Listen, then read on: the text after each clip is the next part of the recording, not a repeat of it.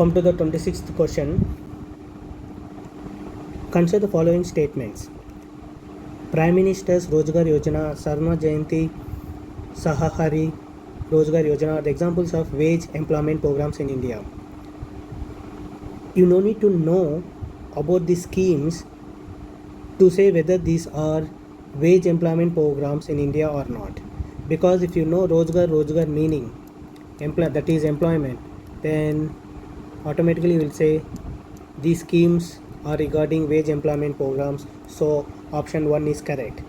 And next option is self-employment programs encourage its beneficiaries to form self-employment groups. What is self-help groups is more than three people form a group from a same common background. These group mobilize resources to enable members to become self-dependent.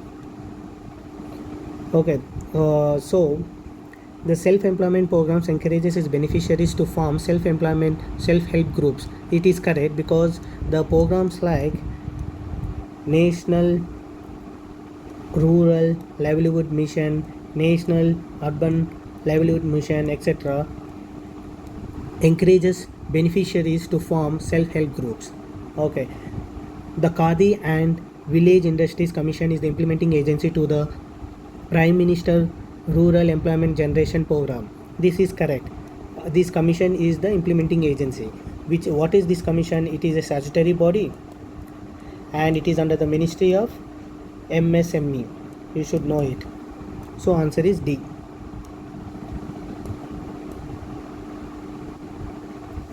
Now, how are the commercial source of energy different from the non-commercial source of energy? You should know what is commercial source of energy first.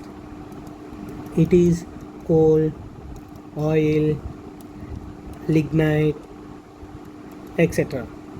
What is non-commercial source of energy? Wood, cow dung, etc. So after knowing what is this, you can easily answer this. What is option 1? Non-commercial sources are cheaper than commercial sources of energy. Obviously the coal and oil and lignite, etc.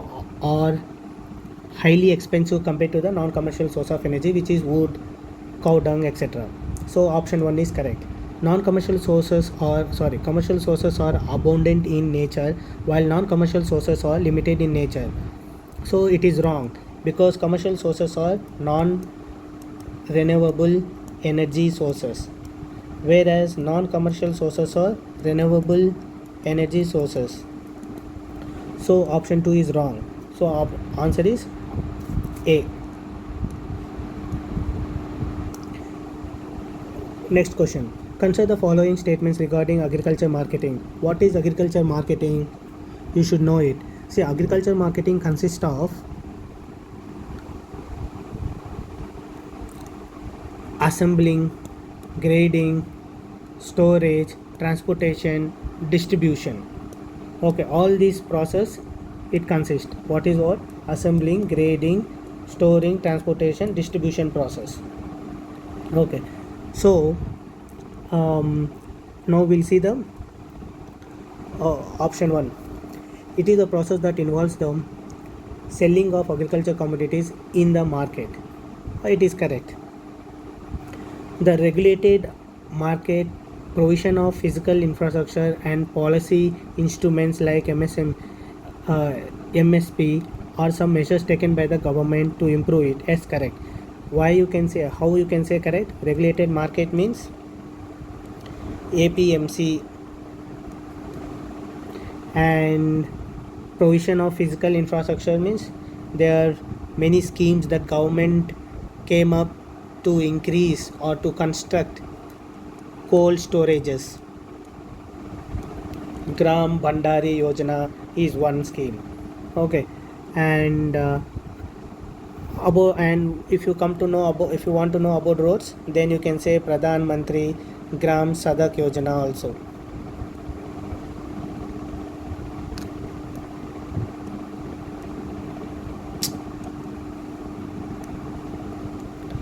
So about MSP, you know. And come to the option 3. The regulated market aims at elimination of unhealthy and unscrupulous practices, reducing market cost and providing benefits to both producers as well as the sellers in the market. Theoretically it is correct, so answer is D. Why I am saying theoretically? Because elimination of unhealthy and unscrupulous practices is still present even after implementing APMC. Actually APMC became made market hubs for intermediaries who exploits farmers. To eliminate this, Government of India brought 3 farm bills recently. Reducing market cost. Yes, high amount of market fees is charged. To eliminate this, again government has bought 3 farm bills. So practically the regulated market agencies has failed, or policy has failed to eliminate all these challenges, but theoretically it will eliminate. So theoretically answer is correct. So answer is D. Which of the following statement is true about the energy sector in India? India depends on import for crude oil and petroleum. It's true. Around 50 to 60% of crude oil directly comes from the Gulf region. And the share of transportation sector in energy consumption is constantly falling. So it is wrong. We all know that everybody is buying bikes, cars, buses, etc. All these run on fossil fuels. So obviously energy share is increasing. If you don't know the fact, you have to conclude like this. If you know the fact, you can directly say that in last 50 years, each decade 6.58% of share of transport sector in energy consumption is increasing. You can say this. So answer is A, because this is wrong.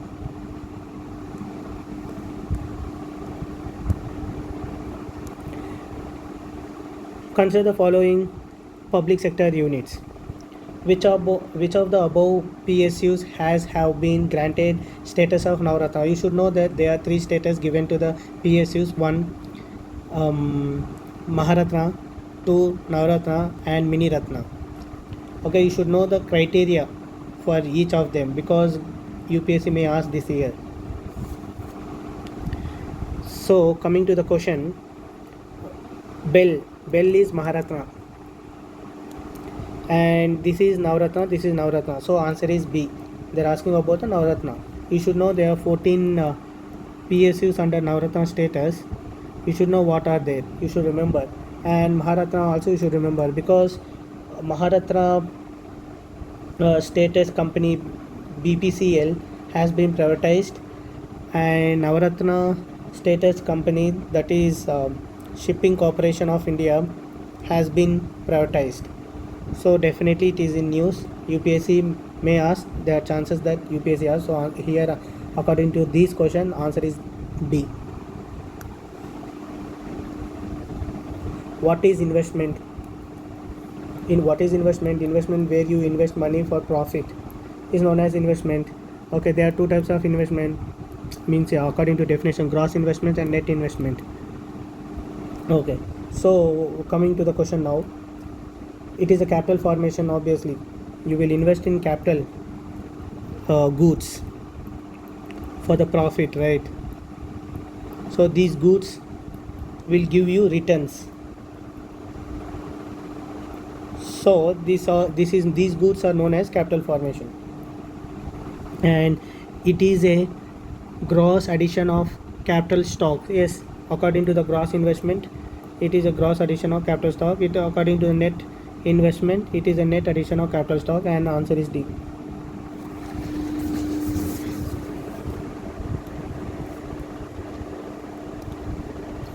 Which of the following economic problems explains the concept of poverty? Economic problems explains the concept of poverty. Economic means what? Take the first option. Low capital formation. Yes, obviously, when the capital formation is low, then the revenues or profit will be low. When the profit is low, obviously government cannot spend more on welfare, so the poverty will keep increasing. The lack of infrastructure. When the proper infrastructure is not there, investment will not come. When investment will not come, employment will not grow. When employment will not go, income will not grow, and burden on government will grow, and on society will grow, so poverty will grow. The lack of demand. Yes, if demand is not there, production will fall. When production will fall, unemployment rate will increase. When unemployment rate increases, automatically per capita income will decrease, so poverty will increase. Pressure of the population, it is also a reason. If population increases, land value increases. Population increases, then resources competition increases. That can be water resource, food resource, etc. And due to this, demand will increase and price will increase, so automatically again poverty will increase. So when you know that 1, 2, 3, 4 is correct, then obviously answer is D.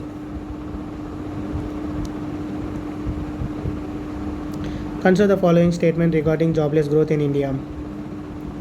It is a situation when you have to understand that what is jobless growth. Okay, jobless growth. There is a growth, but joblessness is also there in India. Growth is there. At the same time, joblessness is also there. Means what? Unemployment is there. Means what? Jobs are not growing. Okay, this is the concept of jobless growth. They have asked this jobless growth concept even in, I guess, 2018 or 2016, I guess.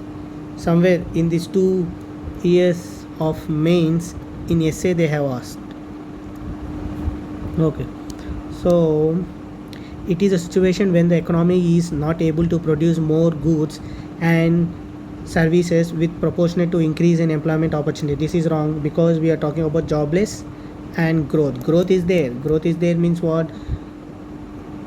Goods and services has been increasing, but employment opportunities are not increasing, so it is wrong. It is a situation when the GDP of the country increases without an increase in employment opportunities. This it is correct, so answer is B.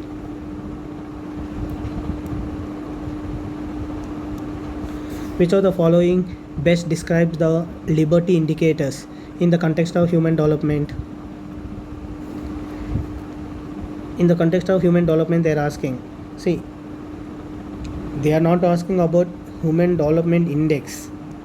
Okay, in the context of human development, they are asking. So you should not confuse with the human development index. So what it says, the option 1, it is a measure of the extent of democratic participation in social and political decision making. Yes, social and political decision making. What is liberty indicators? You should know. You have a liberty to participate in social and political decision making. Okay, you can say in India, 73rd and 74th Constitution Amendment Act, which brought people's participation to the grassroots levels through panchayats and municipalities. Okay, it is a measure of extent of constitutional protection given to the rights of citizens. Obviously, if the constitutional protection is not there, right to the rights of citizens, then the liberty won't be there, because government will intrude into your rights, infringe your rights. So this is also true. When A, B are true, automatically you can go and say D is correct. But still, it is the extent of come to the third point. It is the extent of constitutional protection of the independence of judiciary and rule of law. Yes, constitutional protection is very important, is one of the indicators of liberty to the rule of law. If rule of law is not protected by the constitution, then there won't be any liberty. The rule of law to be protected, judiciary should be very strong. It should not be under the influence of government. So judiciary should be given the independence. So independence of judiciary is utmost important. So all the above is answered. Who among the following can be called as a self-employed worker? Rickshaw puller. Rickshaw puller, obviously he earns rickshaw and he drew rickshaw whenever he wants. And construction worker cannot be a self-employed worker, because he works under someone else, who under his manager or under some person who controls him. Mechanic shop worker, he also works under the owner, because he is shop worker, not shop owner. So he is also not self-employed worker. Shoe shine boy, he is self-employed worker. So answer is 1 and 4. 1 and 4 is there, 1 and 4 is not there. Rickshaw puller who works under the rickshaw owner, under the rickshaw owner, this is also wrong. So answer is C.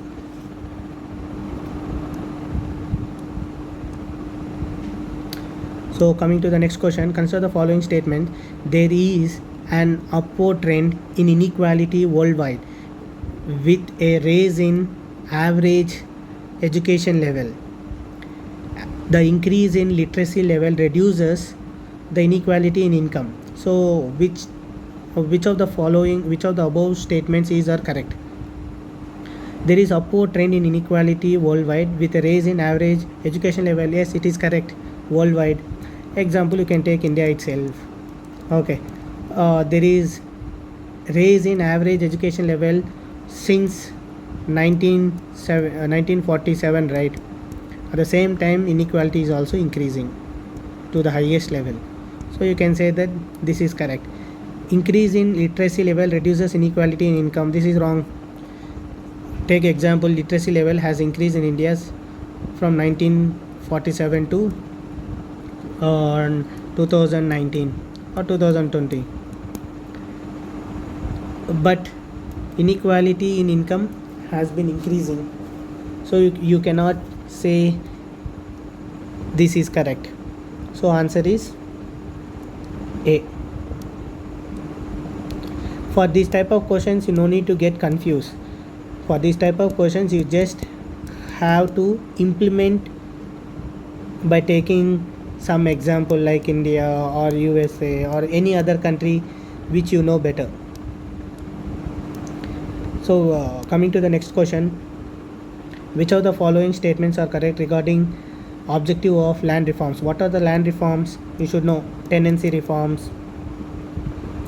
Okay, Land Ceiling Act. Land Ceiling Act is what?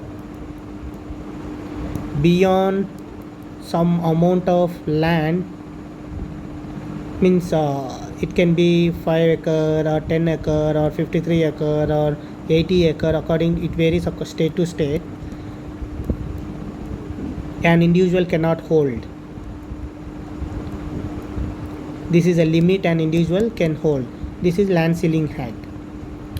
And like that, there are numerous, you can say land consolidation is also land reforms. Okay, this is about the land reforms. Now we'll see the options. to bring the tenants under the direct control of the government, to abolish intermediaries, to shift ownership of land to the tenants,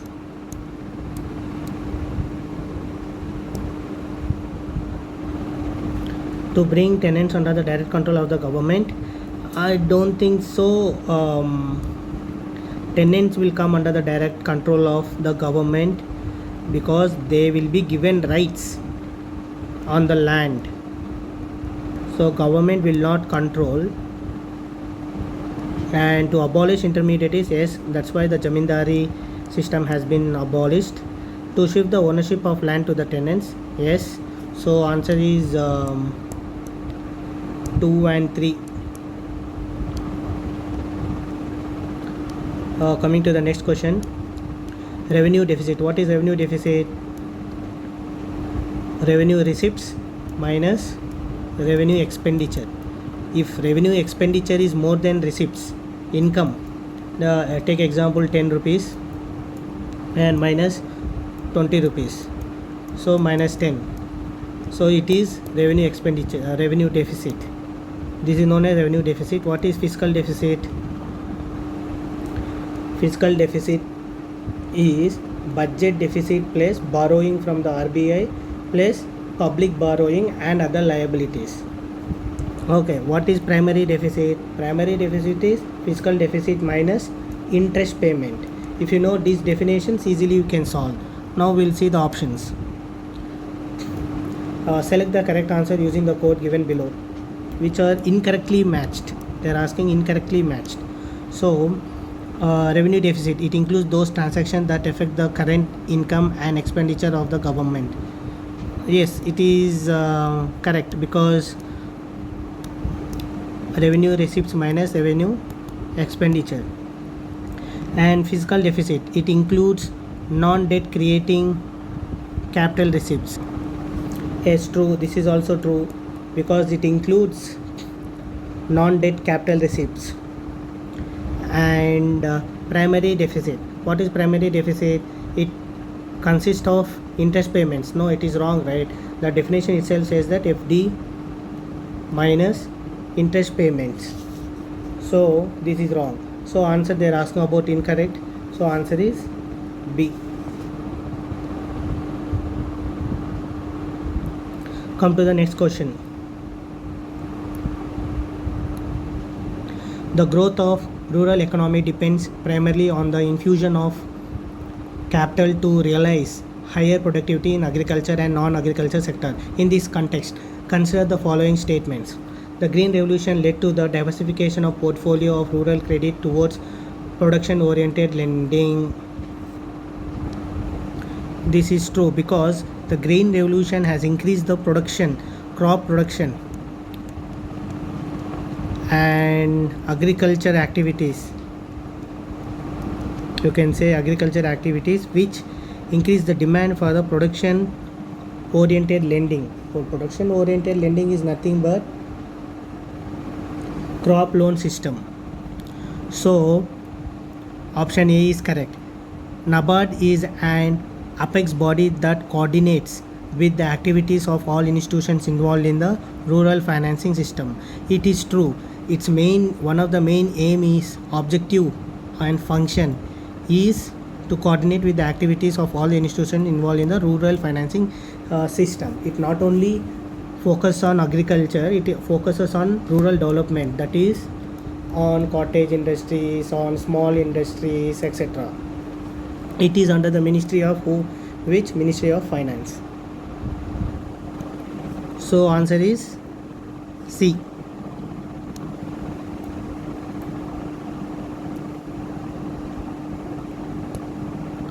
Come to the next question. Consider the following statement regarding demographic transition theory. What is demographic transition theory? It has 5 stages. Okay.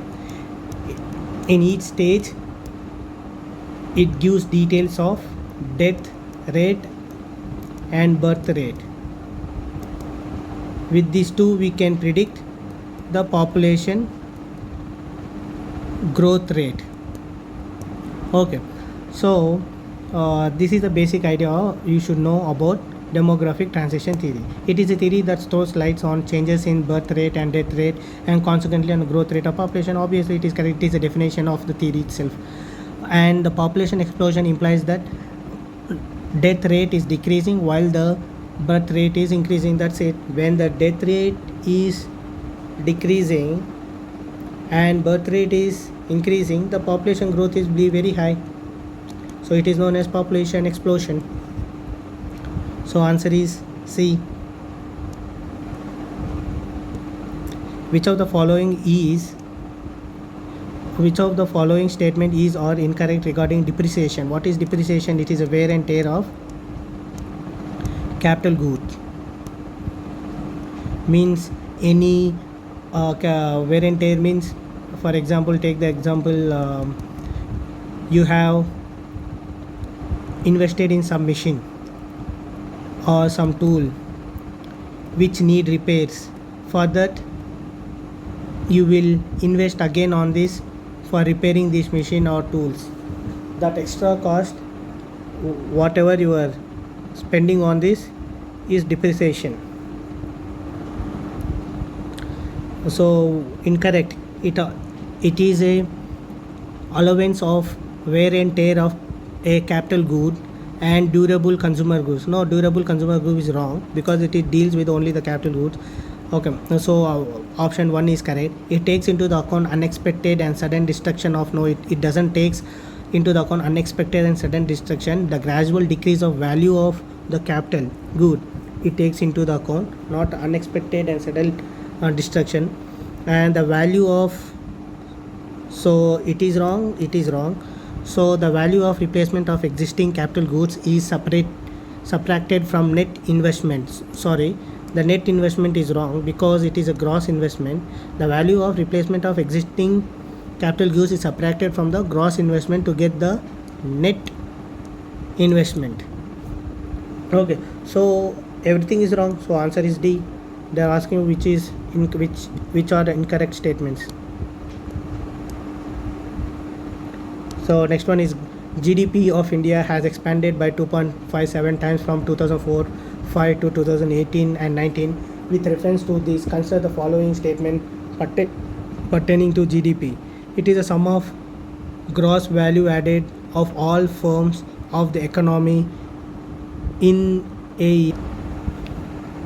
So it is a sum of gross value added of all firms of the economy in a year. All firms, actually it is all goods and service, the value added of all.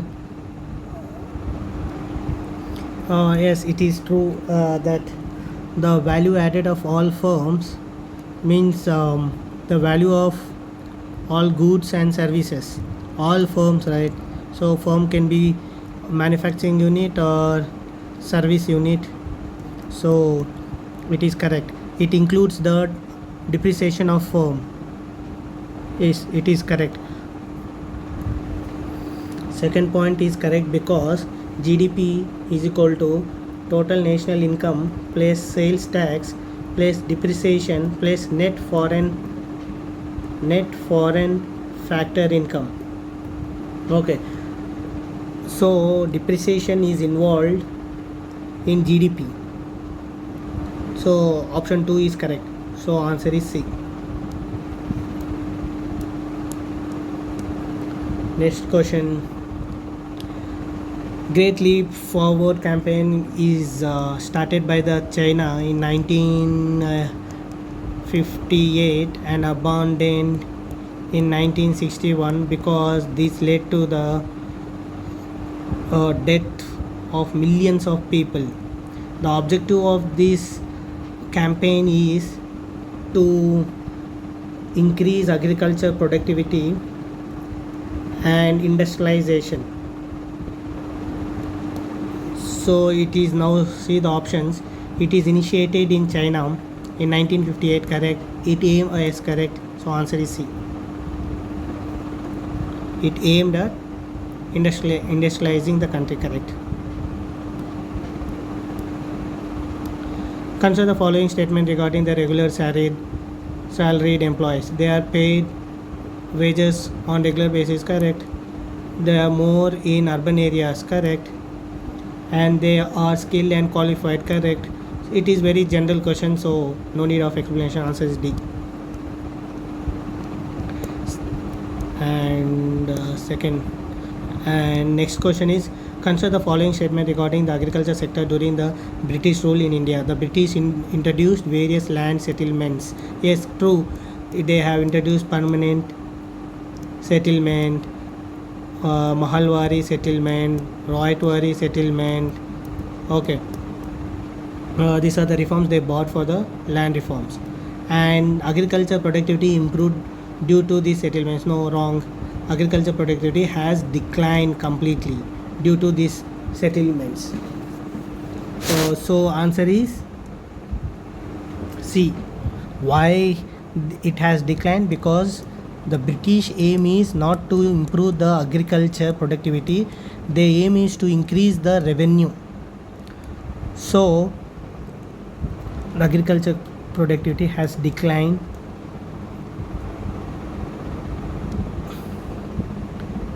The next question is policy statements and aims. It is the match the following question. So you should know what is mid-term fiscal policy statement. This is the question they have asked in 2020 prelims. They are not going to repeat again because they have asked in this question paper. We are going to discuss mid-term fiscal policy statement is nothing but it sets out 3-year rolling targets for 4 specific fiscal indicators in relation to the GDP. Okay, that can be, or you can say what are the 4 indicators is revenue deficit, fiscal deficit, like that, etc. And fiscal policy strategy statement, it sets the priority of the government in fiscal areas. And next one is macroeconomic statement. What is macroeconomic statement means? It includes an assessment regarding the GDP rate, growth rate, and fiscal balance of the central government and deals with the external sector balance. So GDP, fiscal balance, and external sector balance. So what are the options now?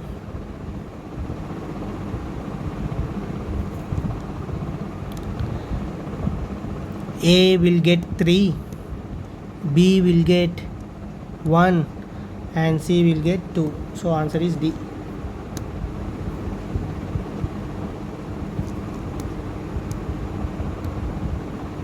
Answer is D.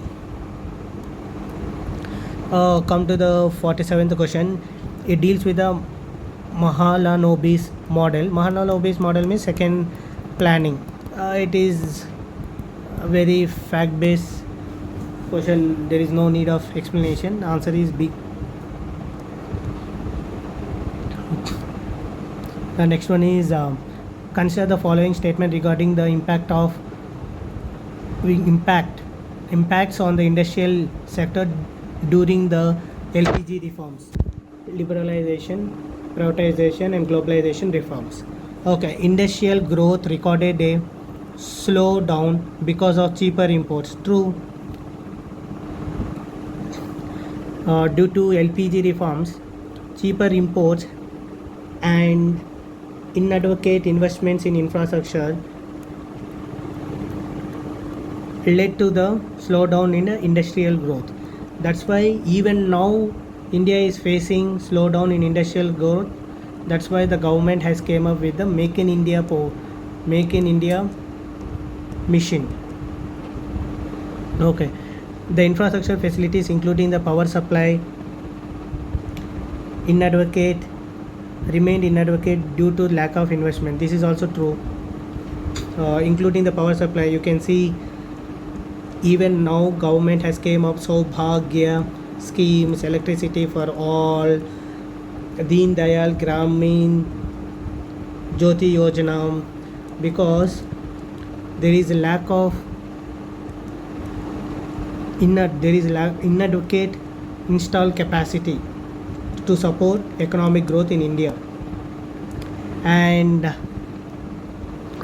this this is an impact of LPG reforms on industrial sector.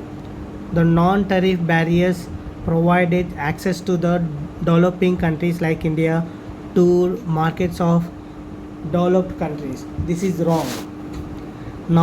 Actually it is reverse. Non-tariff barriers restricted access to the developing countries. Developed countries by the developing countries.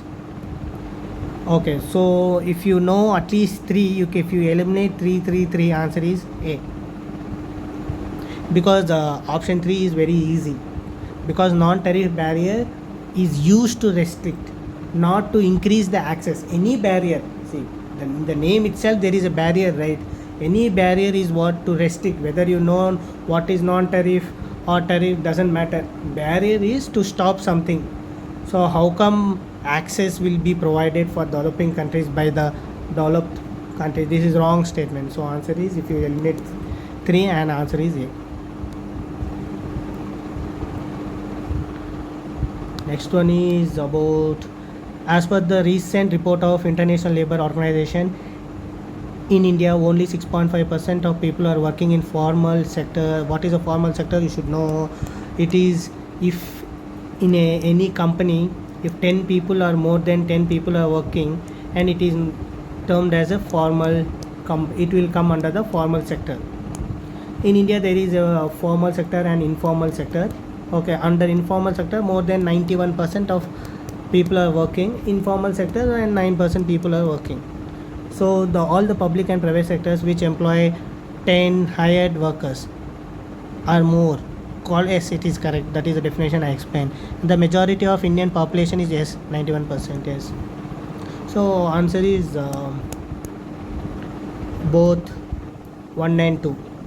The National Sample Survey of Organization, it is very much in news because it has brought out controversial report in 2019 August, which says that unemployment rate touched 18.9%, which is all-time high, which is the highest in last 45 years.